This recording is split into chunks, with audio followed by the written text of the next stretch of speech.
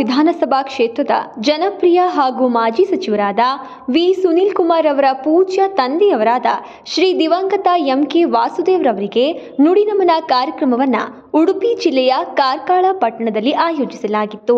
ಈ ಕಾರ್ಯಕ್ರಮದಲ್ಲಿ ನಾಡಿನ ಗಣ್ಯಾತಿ ಗಣ್ಯರು, ಶಾಸಕರು, ಮಾಜಿ ಸಚಿವರು, ಉದ್ಯಮಿಗಳು, ವಿವಿಧ ಸಂಘಟನೆಯ ಅಧ್ಯಕ್ಷರು, ಮುಖಂಡರು, ಕುಟುಂಬ ಸದಸ್ಯರು ಭಾಗವಹಿಸಿದ್ದರು.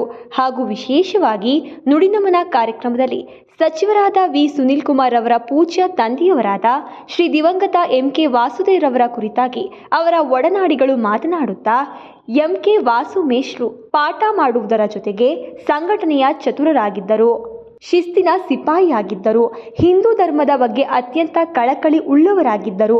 ಅಷ್ಟೇ ಅಲ್ಲ, ಆ ಎಲ್ಲ ಗುಣಗಳು ಅವರ ಕುಟುಂಬ ಸದಸ್ಯರಲ್ಲಿ ಕಾಣುತ್ತಿರುವುದು ಹೆಮ್ಮೆಯ ವಿಷಯ ಎಂದು ತಿಳಿಸಿದರು.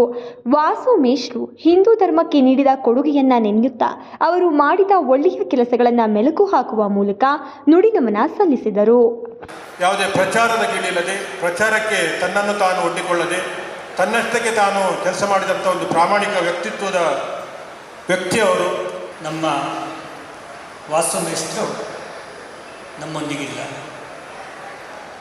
ಬಹುಶಃ ಚಿಕ್ಕಮಗಳೂರು ಜಿಲ್ಲೆಯಲ್ಲಿ ಅನೇಕರಿಗೆ ಅವರ ಪೂರ್ತಿ ಹೆಸರು ಗೊತ್ತಿಲ್ಲ. ಎನ್ನೆದೆಯ ಕದ ತೆರೆದು ಋನ್ಮನವಾಹದಗೊಳಿಸಿ ಜಗದ ಹಿತದ ಕಾಂಕ್ಷೆಯಿಂದ